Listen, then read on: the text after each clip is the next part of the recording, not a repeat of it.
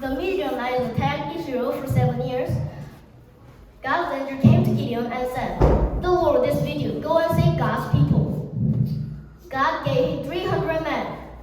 Gideon gave each of them a trumpet and a clay jars with a torch inside. During the night, they surrounded the enemy camp. Suddenly, they blew their trumpets and broke their clay jars. Waving torches in the air and blowing trumpets, "A sword!" They shouted, "A sword for the Lord and for Gideon." The enemy was frightened and they ran away. The Israelites, oppressed by Philistines, sent to the Lord. An angel said to his mother, "His hair must not be cut." When he grew up, God gave him great power. He tore a lion apart with his bare hand. He killed 1,000 Philistines with the jawbone of a donkey. He loved a woman named Delilah. The Philistine paid her to find out the secret of Samson's power. She pestered him day and night until he told her the secret. While he was sleeping, his hair was cut and his power was gone. The Philistine grabbed him, poked his eyes out, and put chains on him.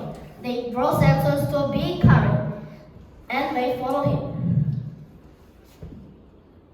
Samson prayed, "Lord, give me strength just once more."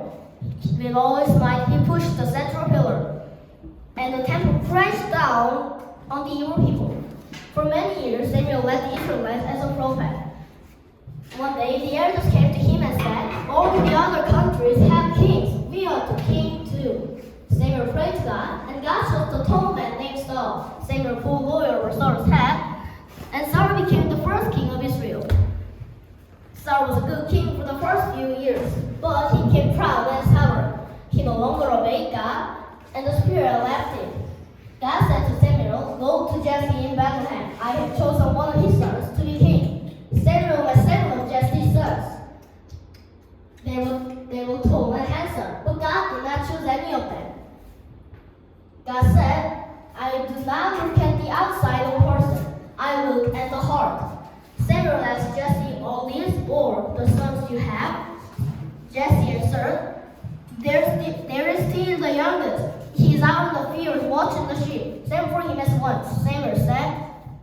When they began, God said, "This is the one's anointing." So Samuel poured oil on David's head, and God's Spirit of God powerfully entered David. 와.